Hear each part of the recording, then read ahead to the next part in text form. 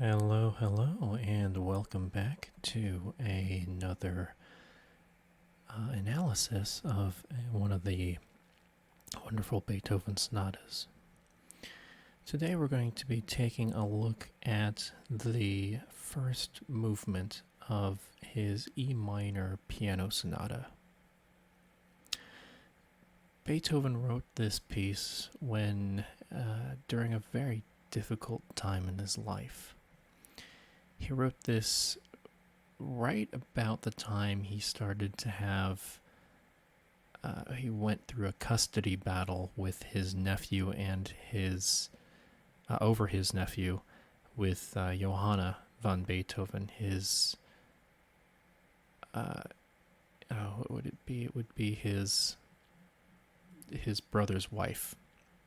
His brother recently passed away, if I recall correctly, from consumption, or what we call today tuberculosis. And his brother and his wife had a son, and that son's name was Carl. Beethoven never ended up marrying in his life, although he tried very hard and deeply considered it, and there was a brief moment with, I think it was Antonia Brunswick, but I could be mistaken about that, where he almost married, but he decided against it. So this was about the time that Beethoven went into isolation from composing completely. We're not talking about his late period just yet, but it's in this really awkward bubble. He didn't compose very many works from the years of 1814 to 1817, thereabouts. He really broke out in his piano sonatas when he wrote the two Hammerklavier sonatas, both Opus 101 and Opus 106. These were his openings, his introductions into his late period. We have of course, the last 5 string quartets. We have the Ninth Symphony. We have the Missa Solemnis. Just big, giant pieces of music at the very end of his life, and the last 10 years he was completely deaf. At this point, his hearing was mostly gone, but it wasn't completely gone. You could still hear some low frequencies, like some bass notes and whatnot, but the high register stuff was practically inaudible. So, with that said, let us run through and take a look at how Beethoven constructs the first movement of his Opus 90 Sonata. And keep in mind the Ninth Symphony is Opus 92, the Seventh Symphony, and one of my favorites personally. So, let me get my pen out here. We're going to choose, let's choose blue. Before we go, let us actually take a listen to the Exposition. And this will definitely get me demonetized, unfortunately, because reasons. So, but let's go ahead and hear the sonata, the Exposition.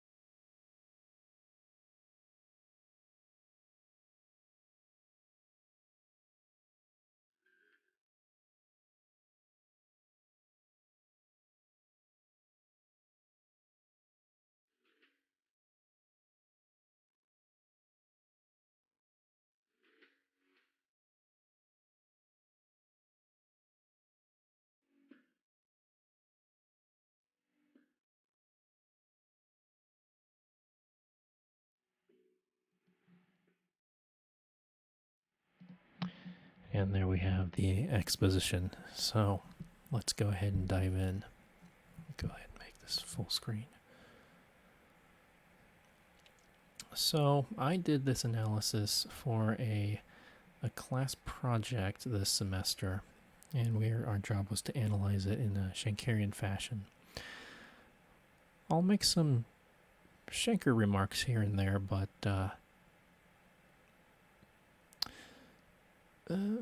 I'm not going to do a full Schenkerian analysis on this piece, but it's just important to know how we're hearing this piece harmonically. So, and the reason I say this is because at the very beginning of the piece, this was one of the big questions I had. We start on these two E minor chords. Now, to establish a tonality in the conventional sense, we need to have a dominant proceeding to resolve to a tonic to give us a strong sense of tonality in that key. The thing I found was that Beethoven doesn't have a strong dominant until about right here in this fermata, because at this point we finally have a 5, at least a 5 chord, and he finally resolves it to a 1/6 right here, which, if we're going to be completely honest, is not a very strong tonicization of E minor. And trying to do a Roman numeral analysis at the very beginning when you are in E minor, right here, you'll notice you immediately go to 7 and things kind of get a little out of control because you modulate to G major very quickly. So my first reflex reaction was, well, is this piece in G major? And the short answer is no, it's not in G major. It closes in, it's very minor-ish. You can analyze the beginning in G major. You'll be happier initially. However, everything else in the piece will fall apart. Your secondary theme is going to be in a weird place. It just won't make sense if you analyze this piece in G major. So, with that all out of the way, let us proceed. We're not going to do a Roman numeral analysis, but we'll hit up some important chords. So, let us go ahead and I'll find my eraser here and erase all this. Come on, eraser. There we go. Erase all this. If I can, please erase. Please, please, please erase.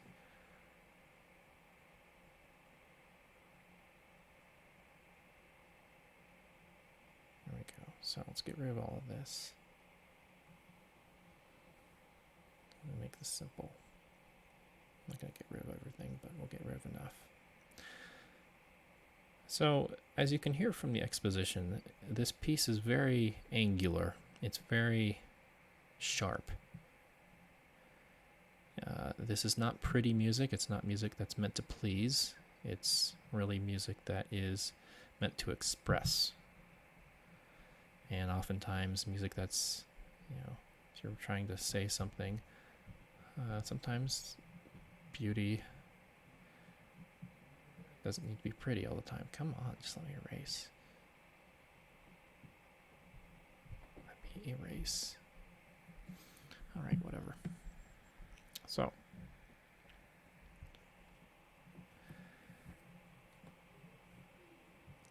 we're going to grab our blue pen.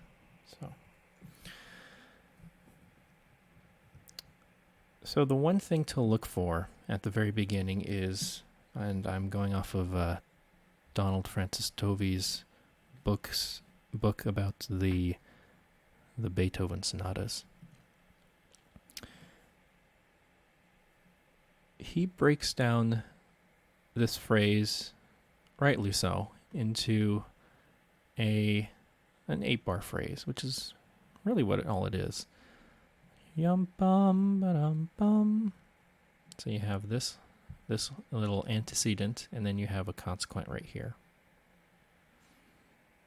And he calls this A and B. I'm not going to write that in, though.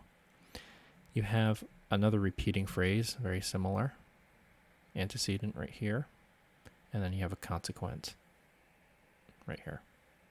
And then from measure 8 on, he has a continuation of what was happening before.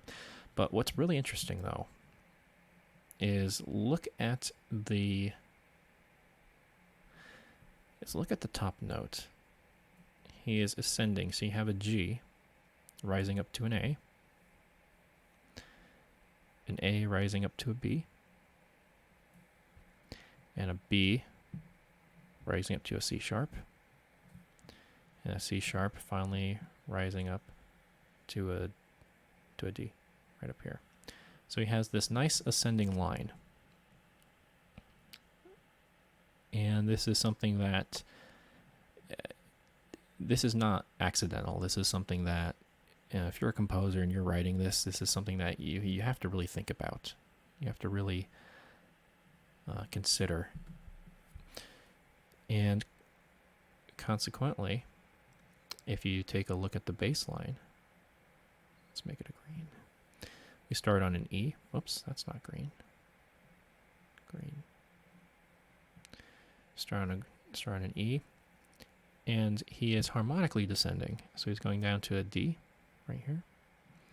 This D then drops. So imagine this D is down here.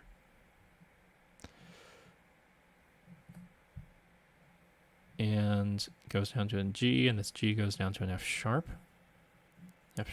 C sharp, and down to a B right here. So he lands on the minor 5 right here. And lands on it very quickly, actually, measure 8. And this is a little bit of foreshadowing of what's to come.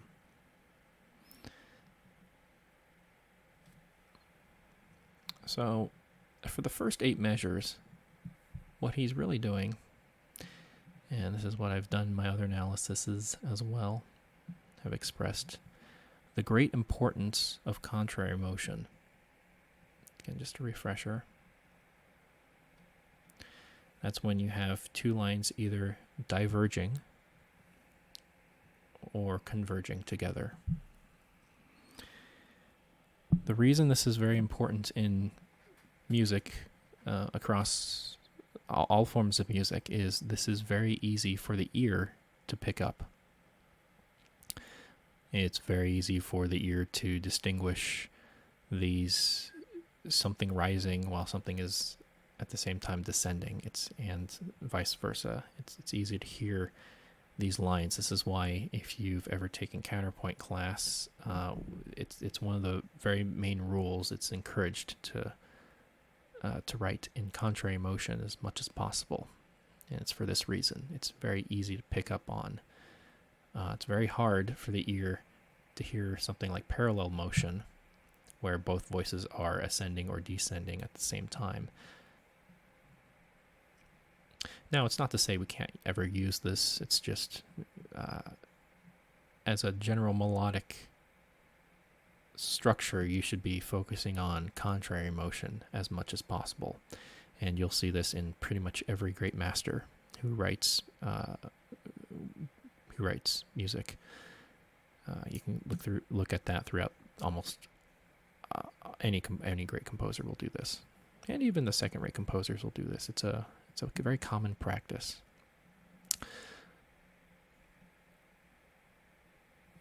A couple things that also stood out to me. I remember hearing this piece for the first time about 10 or 12 years ago. This chord, this F sharp major chord, it always catches me off guard.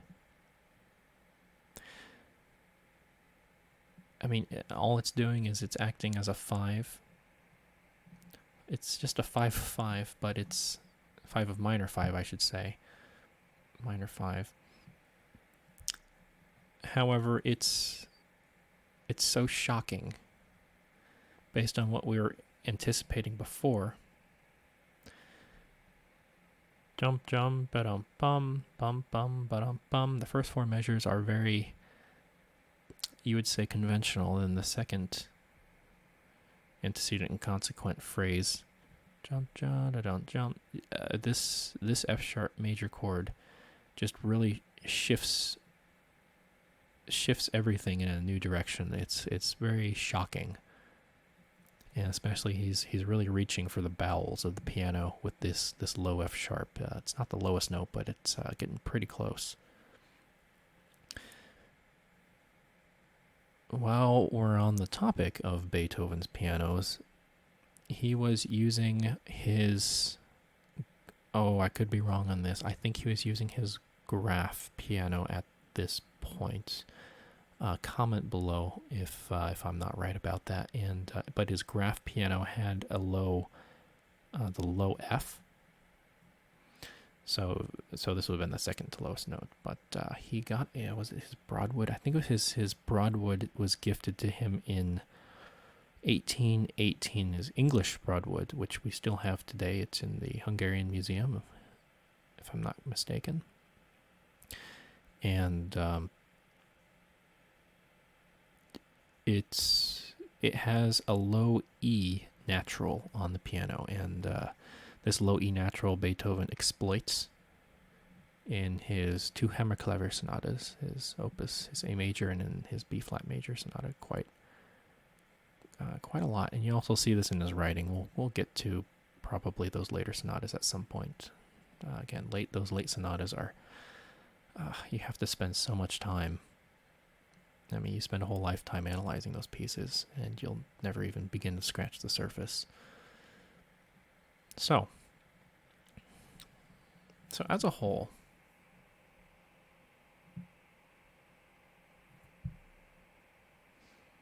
what color should we choose? Let's do purple. And do I have to pick it twice for some reason? Yeah, I don't know why. All right, so I'm making a lot of lines here. So all of this up to here. You have this other contrasting motive. Tovey calls it theme C. This suspended little motive right here. Dum, ba-da-da-dum, bum. It's answering theme A by a contrasted 8-bar cantabile, which I can agree to that. And Tovey says, beginning with a new bar, 2 sets of 2. Again, this is Schenker talk. You got, LaRue chart now. So you've got set of 2. Bum ba da bum bum. Bum ba da dum. Same rhythmic structure. Not the same intervals, but it's the same shape. And then after this point, he's got a little tail after here. Da-dum. Sequences it just a little bit. Stepping down, and stepping down finally to the 5. Now, I was mentioning a little bit earlier that this 5 is this is not a strong cadential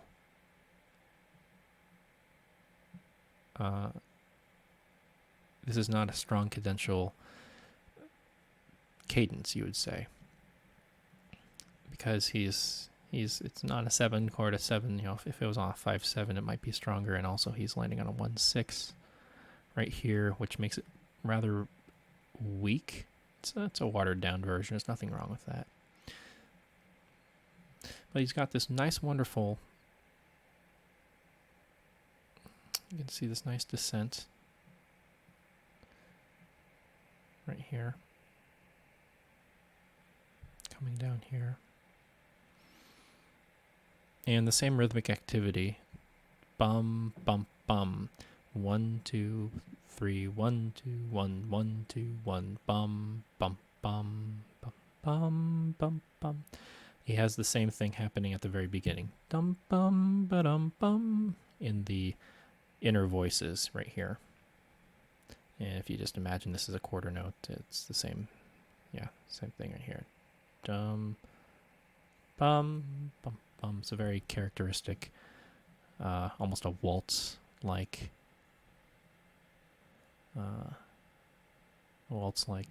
pattern, rhythmic pattern. So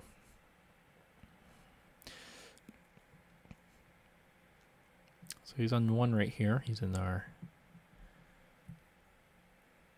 He finally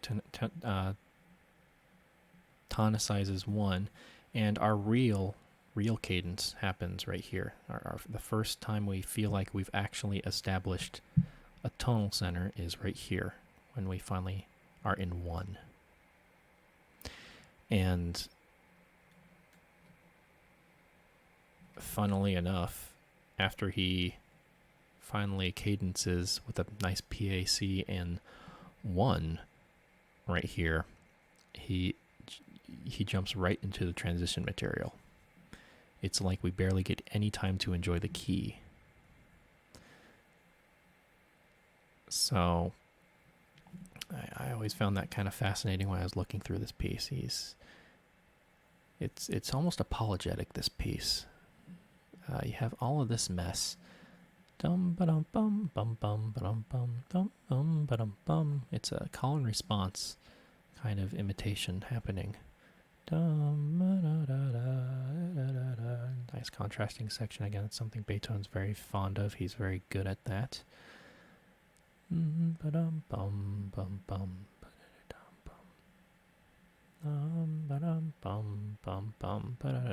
again, you can break this apart. I think it's pretty obvious. You have a set of 2-bar phrases right here.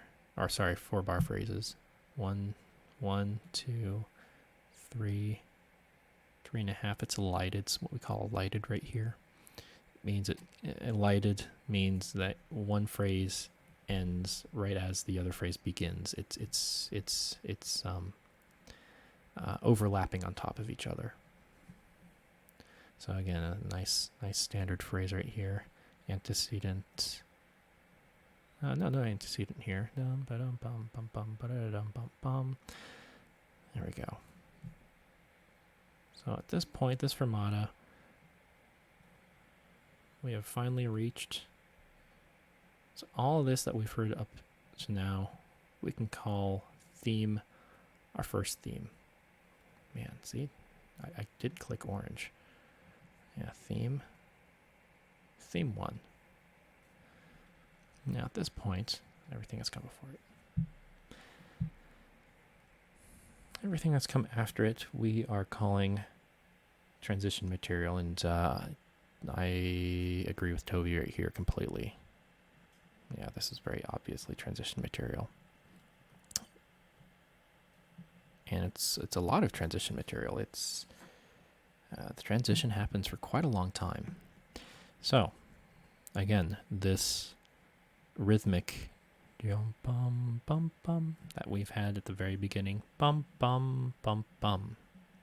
He just strips it down to just bare naked octaves, and he's just again rising. He's rising up to have this nice little shocking climax right here. I mean, just look at the shape of this. He's like a sculptor, like a landscape painter. It might be a better word. Nice shapes. So what's he doing right here? Well, in essence, he's just it's pretty simple. He's outlining an E minor triad using just bare octaves, quadruple octaves. This must have given him a pretty rich sonority on his piano. It must have, I would imagine so.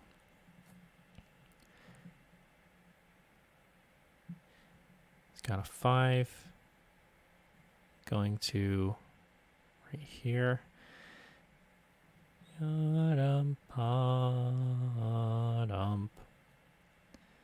F, E, D, C,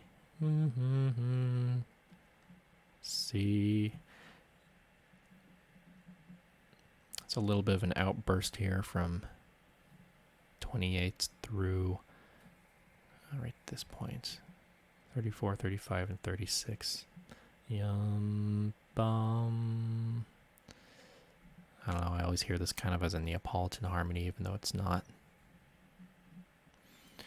And he drops down the dynamic marking right here. Again, that's also something that you should consider as dynamics. See, look, I just pushed pink. Pink. Give me pink color. There we go. Pink. Piano.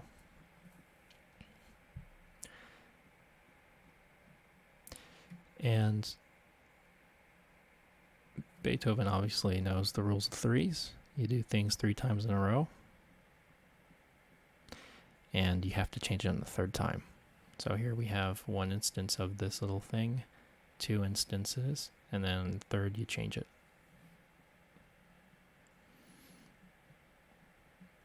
Then from this point, this is a really very tense moment where, again, building out in contrary motion, you're diverging. You're taking the same theme, the same rhythmic motive, dum, bum, bum, bum. He's building up into a diminished chord right here, and finally resolving it to, now you would think, right here, theme 2, right? That's not the case. That is not the case because it's first of all, it's not a very strong cadence. It's not a very strong cadence. And also,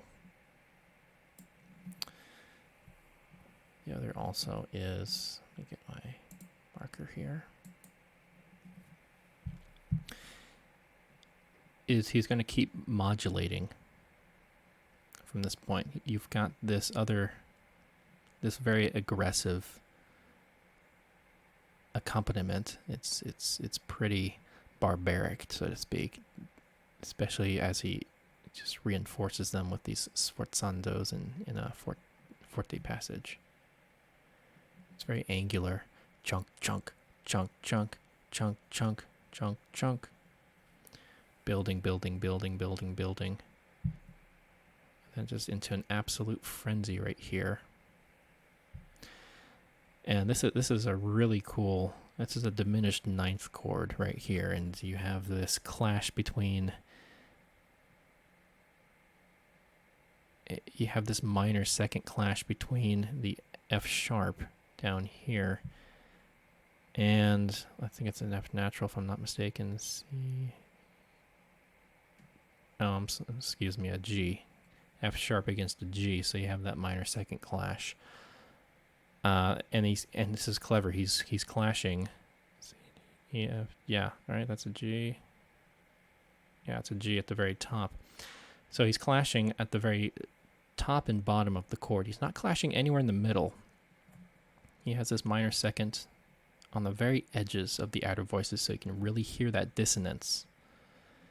And that dissonance finally resolves into theme 2 right here. This is where theme 2 occurs, is right here.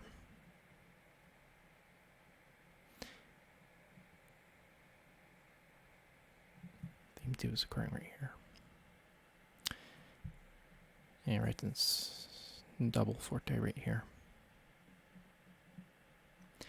And theme 2 is in B minor, and this is in the minor 5. Now, in the classical era, not that this is unusual, but it's less frequently noted. If you're in a minor key in a sonata form, you would normally modulate to the relative major. So if you're in C minor, you would modulate to E flat major. Something's very common, it happens in Mozart, Haydn. I mean, it's just the thing that you did back then. And Beethoven did it as well. He did it in plenty of his sonatas. The first sonata off the top of my head, and I can think of where he went to, where did he go to? I'm thinking of this Pathetique sonata. He must have gone to 4, if I'm not mistaken. No, I think he went to minor 5. He's gone to minor 5 before. That's the general gist of it, but it's nothing new. It's nothing new. And yet we have something new happening right here in the bass, this really quirky 16th note figuration. This is something, again, you can steal from Beethoven. Beethoven doesn't just write in basic Alberti bass. He is really creative with the way he uses ostinato. He's really clever at using ostinato in pretty much anything he writes. He does use the Alberti bass every now and then, but it's more common to see him do stuff like this. And I mean, if you've looked at all of his piano sonatas, I mean, like he's just never happy with an Alberti bass. He always, an ostinato for him is something expressive. It's not just something that needs to be filler. It's not just filler. It needs to be active. And I don't know, he's just really creative with how he utilizes it, and not too many composers before him have done stuff as crazy as this, and not too many composers after him were as creative with their Alberti bass as well. It was more of the pa kind of accompaniment of the virtuosos. If you look at Franz Liszt, you look at Sigmund Thalberg, or even Chopin especially. Chopin likes doing his little waltz bass lines, and it's very easy to do because you don't have to think about your left hand as much. You can have your right hand just going absolutely crazy while your left hand is just sitting doing stuff. But not Beethoven. Beethoven, you have both hands doing something very important. So theme 2 is incredibly awkward. It's really weird. I'm still at a loss of how to describe it. It's not singing. It's not cantabile. It's not angular. It's not beautiful. It's not ugly, that's for sure. How to describe it is still a mystery. To me, it seems more pleading, but that's just my view on it. Let's take a look at how he structures this. Let's choose a different color. Let's choose brown. Why not? All right. So. Yadam bum bum bum bum. Here's our 5 right here. Our 5 of minor 5.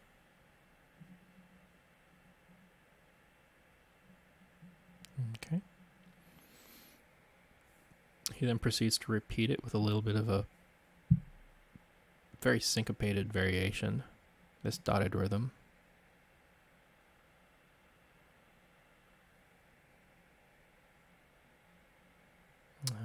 Right about here. No, not that was right. Right there. Right there.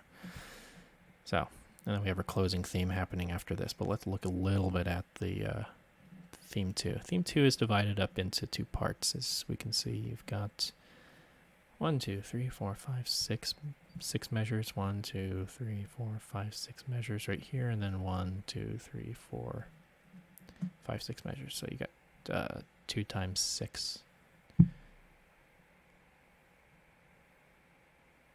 2 times 6 right here. And he's just varying it up. The accompaniment is exactly the same. The Alberti bass. He doesn't change a damn thing. As far as I can see, he doesn't change anything. Nope. But the nice thing about it is that, again, contrary motions still never escaped his mind. You can still see that the bass is slowly rising. Banana, banana, banana, banana.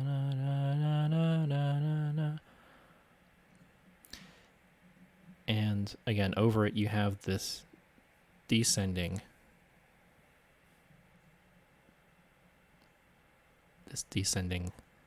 top line, which, again, I have a hard time coming up with words to describe it because it just seems so...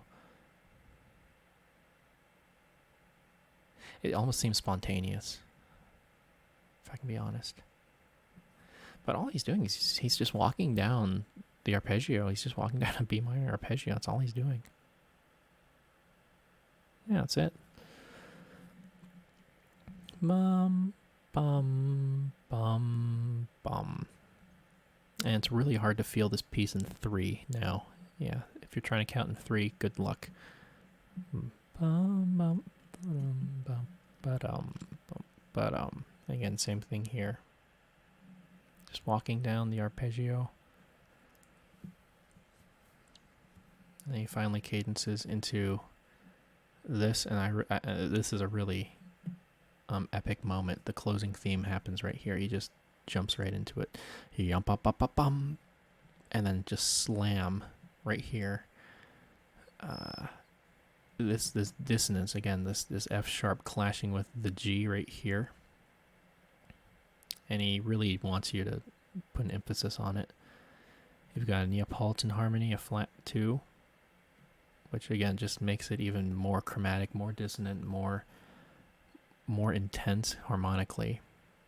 And again, here's that 5-9 chord, your G clashing with the F sharp right here, resolving down to the F sharp right here. He goes at it again once more. So he does the same thing twice. Bum. I mean, for me, this almost sounds like a mistake, but it's, and I think it would have sounded like a mistake if this little giblet right here, if you didn't write this here. But since he writes a sforzando piano right here,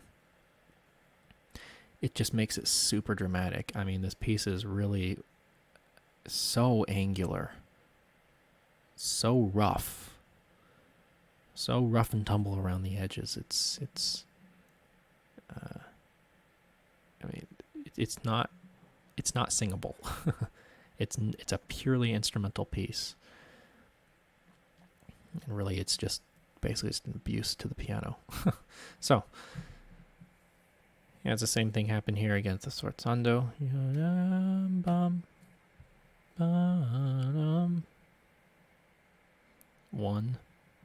5, minor 5. I should make minor 5.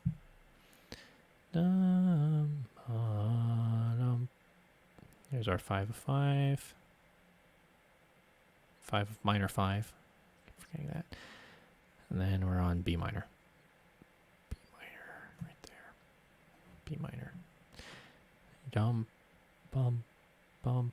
And he just takes these, and that's basically the exposition right there. So I'm not going to play the exposition again. If you want to listen to it again, you can go ahead and just rewind the video back to where we played the exposition. But now, let us take a listen.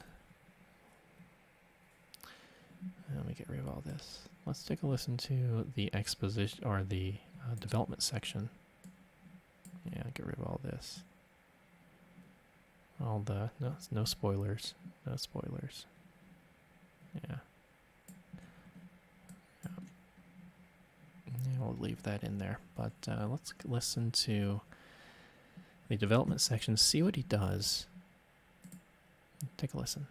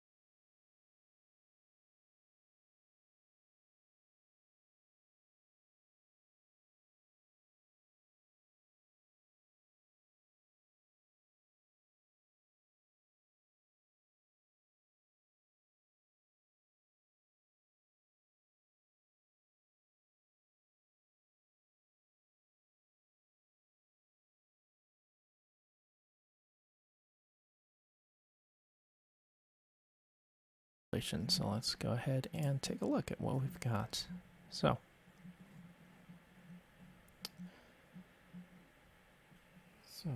the development starts in bar 80. Sorry, 82 right here. Let's go ahead and go full screen again. There we go. So measure 80. Give me my pen. There we go. Let's choose a short. So measure 80 right here. And he just leaves us suspended on this naked B. And pianissimo. Nice and pianissimo. And he comes back to this material right here. This material is from the very beginning, the exposition. Bum bum ba-dum bum. So it's like you have the exposition, only with it's a lot smoother, it's quieter, and you have this accompaniment, this knocking accompaniment, this ostinato, which again we get from right here, this little part. Jump bum bum bum bum bum bum bum bum bum bum bum. And you also have this rhythm that we mentioned earlier. Bum, bum, bum, bum, bum, bum. And so that's always going to be present throughout the entire piece, somewhere at least. But this is where Beethoven goes on a little bit of a joyride harmonically, and we'll just stop at some of the pit stops that he goes to. Probably the most crazy one he goes to is E flat. I mean, this is how far away do you want to get? E flat major and then E flat minor. So, but before we get there, bum ba-dum bum bum bum ba-dum bum ba-dum. Right here, he starts sequencing. Starts sequencing this little fragment right here. Ya da da da da da da da ba da da. And this is clever because again, contrary motion becomes very important here. Take a look at what he's doing. He's starting low and he's rising. What's he doing in the bass? He's starting high and going and descending. So you have this diverging motion. So he's, again, not accidental. This is something that you are trained to do, especially even in his day. This was something that you're trained how to do. But let's talk about this. Take a look at where he's going. He went to freaking E flat major right here. What a crazy place to go to. I mean, so you'd normally, if you're in a sonata, you want to go to closely related keys. So if you're in E minor, you have B minor, G major, of course. Whoops, that's not what I meant. Ignore the line. G major. You could go to D major. That's only a sharp away. D major. D major is cool. You could modulate to the 5. Yeah, 5 would be cool. So that'd be F. The 5 of 5 would be F sharp. F sharp, that'd be fine. You could go to the subdominant, which would be G in this case. No, it would be A. Excuse me, be A. You could. Where else could you go to normally? You can go to the mediant, which is G. You could go to the subdominant. You could go to the dominant, which is B. If you're really feeling spicy, you could go to the submediant. You could go to C, which he does do. He does do that, as we'll soon see. But E flat does... E flat, if we're going to be absolutely technical about this, E flat is, you can think of as inharmonically as D sharp, and D sharp is the leading tone of E minor. So, but he doesn't write it as a D sharp. he's writing it as an E flat, probably because playing something in D sharp anything is just absolutely ludicrous. So E flat would be much nicer to read. But also you can see what he's doing harmonically. He's chromatically walking down as well. So he's starting on an A, right here. A flat, G, G flat, and then just working his way down. So he's walking down chromatically from this point, and again, just sequencing. It's building as well. You have a sense of build. He then does the same thing right here.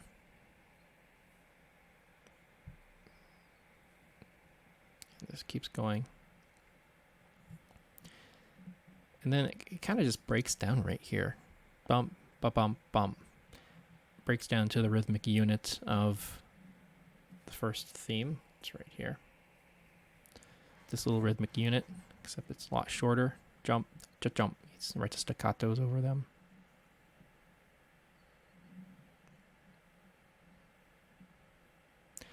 He also off-puts it a little bit. Shifts it over. This is just filler. That's all that is. And again, look at the lines. Look at what he's doing.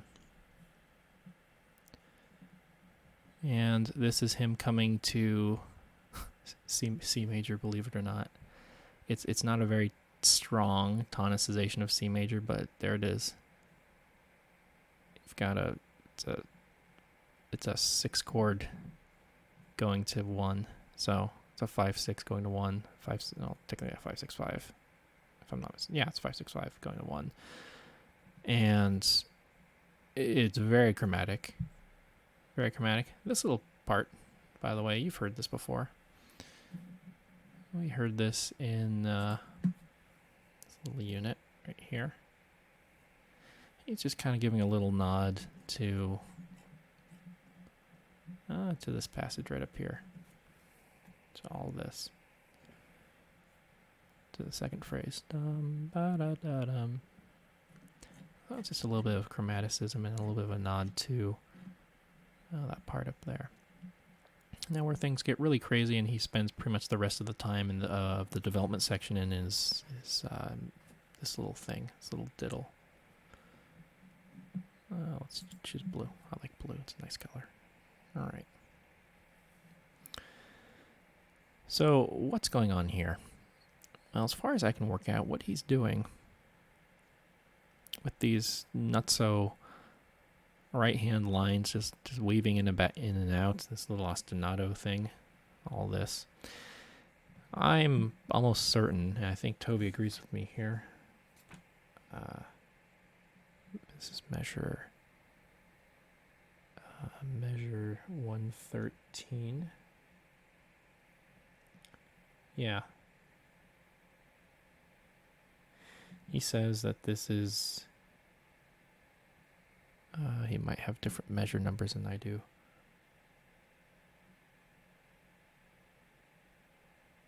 Okay. 118, 14, 15, 16, 17. Oh, I see. Okay, he's putting 118 over here. Okay. So he writes this as theme C in 2-part harmony in C major for 4 bars. Answered in F major by 2 lower parts. It's down here. 2 lower parts right down here. While semiquaver arpeggios arise above. Now he doesn't go into detail above that. He doesn't say where these semiquavers, aka 16th notes, come from, but I am almost certain that they come from this. They're very similar. They're not exact, but it's this running ostinato. It's quite unique. It's not passive. It's not a passive ostinato. It's something that it really captivates your ear. And this run has some similarities between it and the other one. It's not standard. It's not just a continuous pattern going da da da da da da da. It's not an Alberti bass like pattern. He's very careful on his choosing of notes. Very, very, very careful. I mean, Mozart, you look at a Mozart sonata, not to criticize Mozart. Mozart's, of course, a fantastic composer, but Mozart would simplify this. This would be way too complicated for Mozart to have thought of this. No, I dare say that. But this is something that is just really unique and original. This kind of writing right here. And below it, we've got, just want to make sure. Well, this bass line right down here, you can kind of see how it comes from that right here. This theme C motive that we, again, comes back from right up here.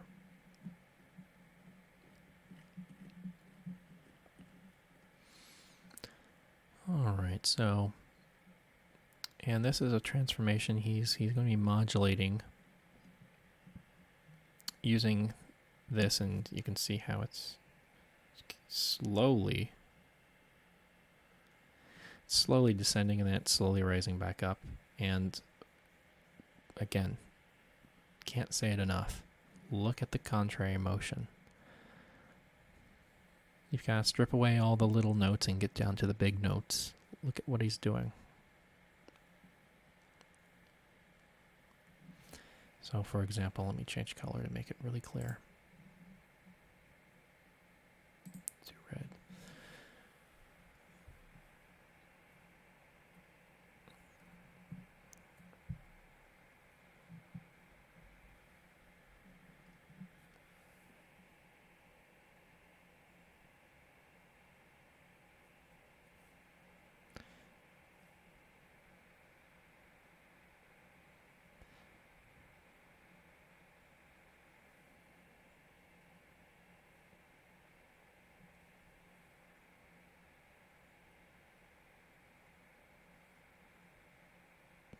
That stays on.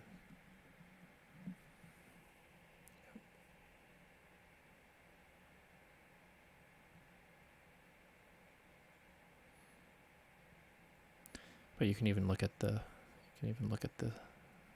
these notes down here. He's pretty consistent.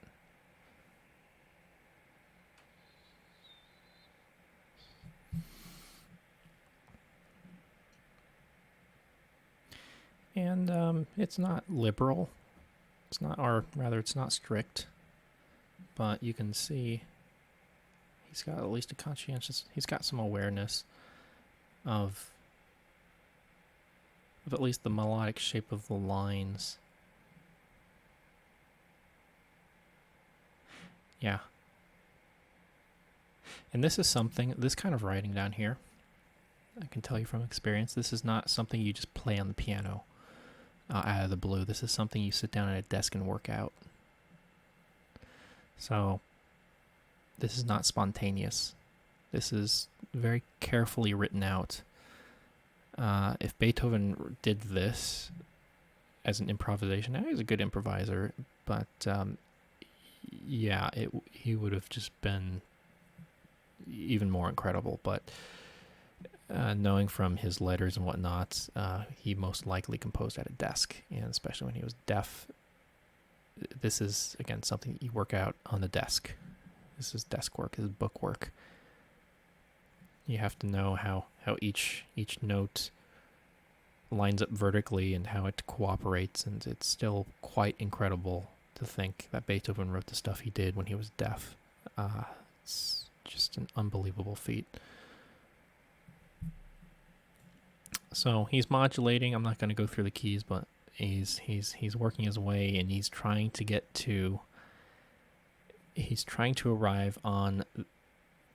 back to the recapitulation.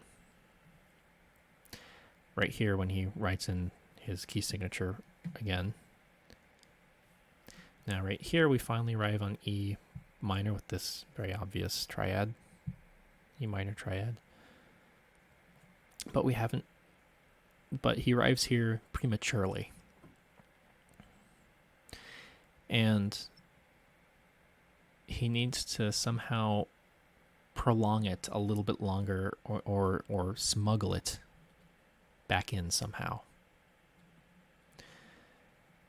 And the way he does this is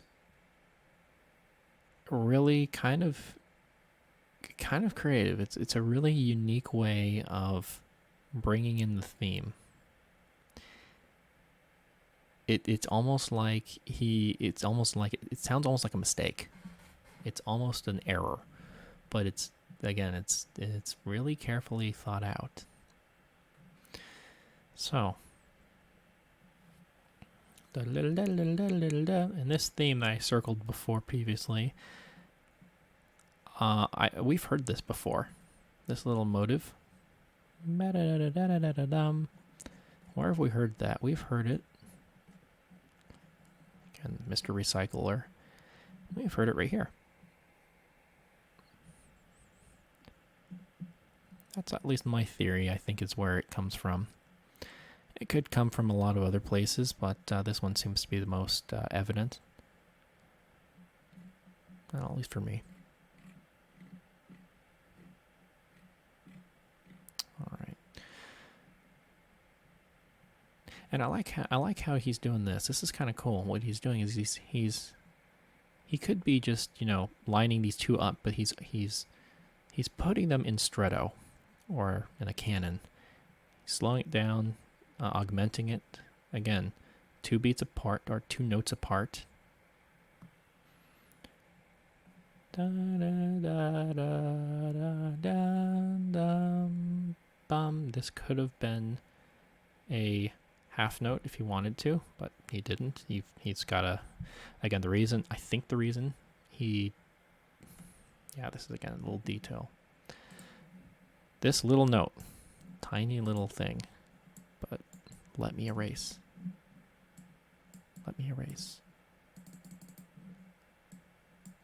All right, fine. So,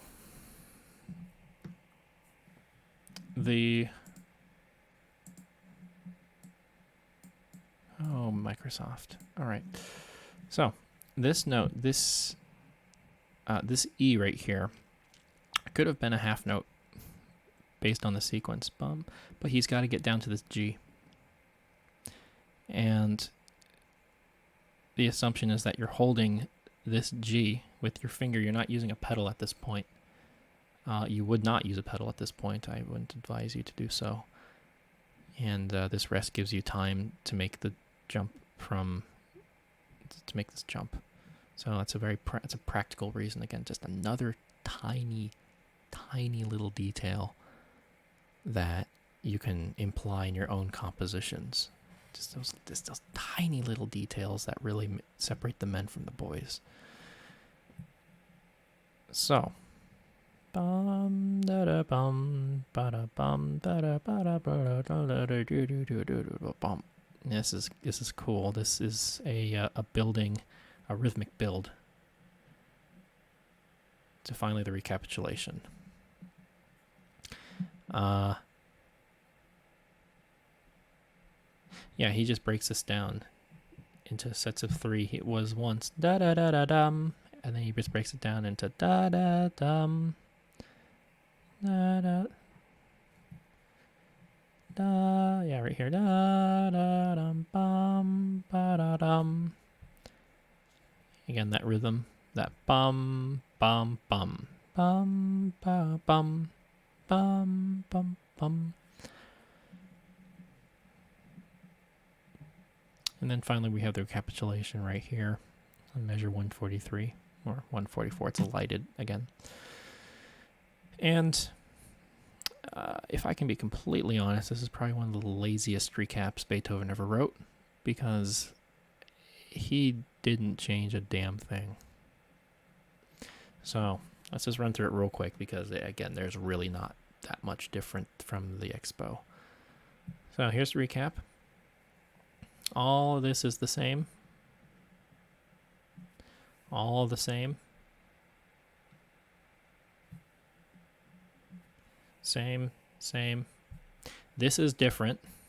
That's the only thing that's different so far. This is, but then same. Same, same, same. Same. Now it's different. Because now he needs to get to E. So just like a recap is a recap. And just to show you that Beethoven really was a lazy son of a bitch, at least in this case, here's the manuscript. And I'm a bit skeptical of this manuscript because it is incredibly clean. This could possibly be a copy. But again, I'm not a scholar on Beethoven manuscripts, so I don't know. But if you're looking through the the manuscript, you see how there's almost no corrections, and that's very uncharacteristic of Beethoven. He always is scribbling around, but what I want to get to is the recap.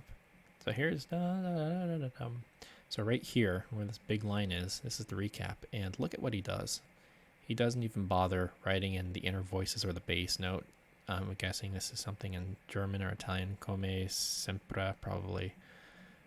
Just the same. I don't know. But it's implied that, yeah, look at this. All the same. He doesn't even bother writing the bass. All the same. He does write out this.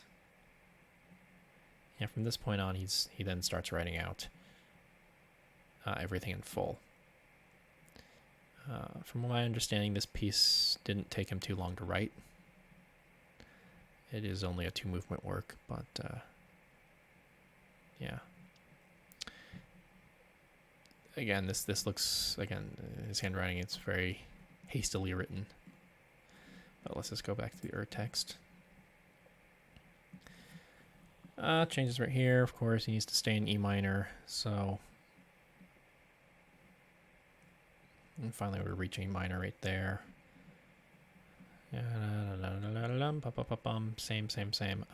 Again, we're just blasting through most of this because it's really nothing remarkable here. Right here, we finally have the Coda.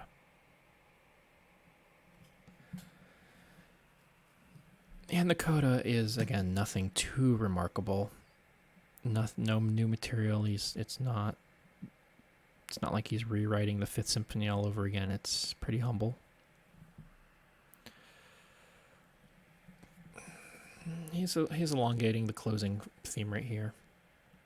Dum bum, again with these suspended diminished ninth chords resolving. Dum bum bum. Again, the main theme comes back for one last time. Up right there.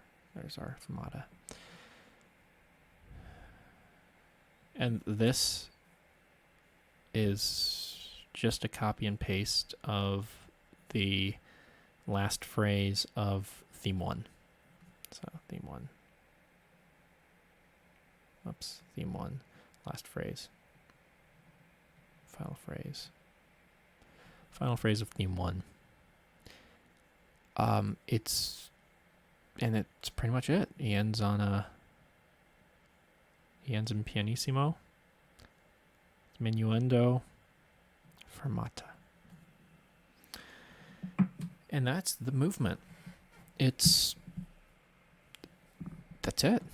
It's a pretty compact piece of music. It's very concentrated, concise. It needs what it needs to say. It doesn't really spend forever trying to say it or explore every single possibility. It's also not the most economical Beethoven sonata out there. If you think of how often Beethoven likes to recycle his motives a lot and reuse them and develop them, this movement doesn't do that, or this sonata doesn't do that. he does recycle quite a bit. I will admit the first move, or the first theme, bum bum ba-dum bum. He goes through that quite a lot. But he also sprinkles in quite a bit of new stuff, like really profoundly contrasting material in terms of, this little outburst right here. And especially, I mean, what really makes this for me is the diminished ninth chord is the encompassing chord of this movement. It's a very important harmony in this movement. It's really what makes it stand out. It's very dissonant, and Beethoven really, again, like right here, he really makes it stand out. He shows that it's important. And he really just goes to town on that. So if you're performing this piece, or if you're a pianist and you're looking at, input into how to perform this, a couple things I would, just a personal advice is make sure to bring out these diminished seventh chords as much as possible. I mean, they are so important in the movement. And bring out the differences, the little minute differences as well. Really try to show how important these small little changes are.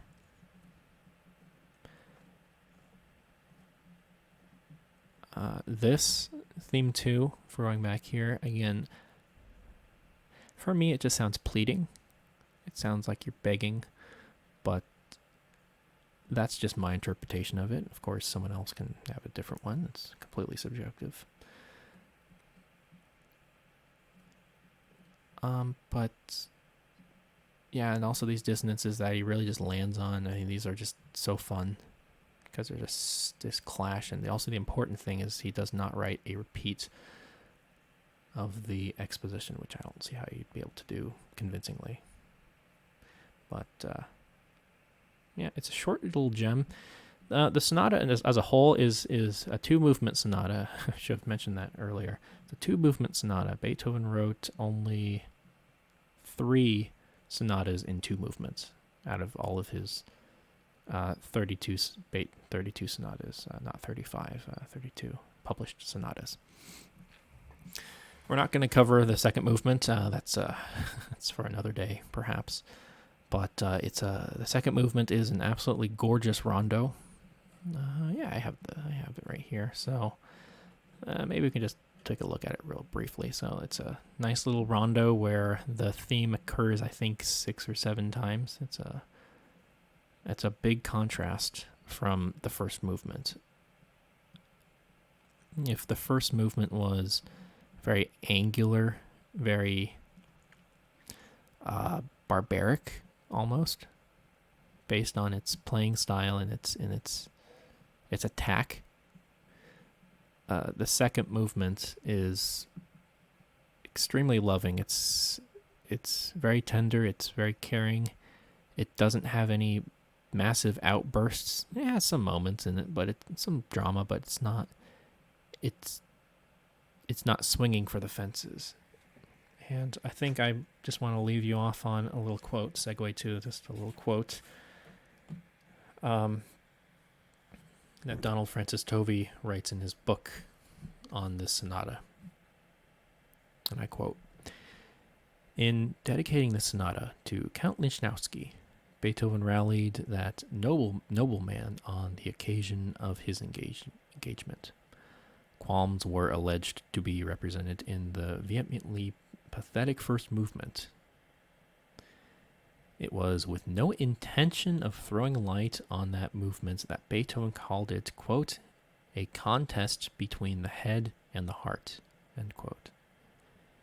Even a patron with the most august lack of humor would have seen that this title was a joke, and in fact Beethoven's patrons cheerfully endured jibes from him in far worse taste. The jibe in this case was a classically charming piece of raillery, for the whole point of this sonata lies in the contrast between a movement full of passion and lonely energy. and a movement devoted to the utmost luxuriance of lyric melodies developed in rondo form. The passion and energy are noble, and in the rondo, the toil is rewarded, and the loneliness becomes a tale of long ago. Happy Conversation with the Beloved was the title Beethoven turns from Raillery to modestly smiling congratulation. And he writes that at the very top of second movement right here. So, that is going to do it for today. Thank you all very much for tuning in. If you found this helpful, go ahead and leave a like. And if you want to catch more content, go ahead and subscribe. I plan on doing more of these analyses as soon as I have time. And on that note, I'll see you later. Take care.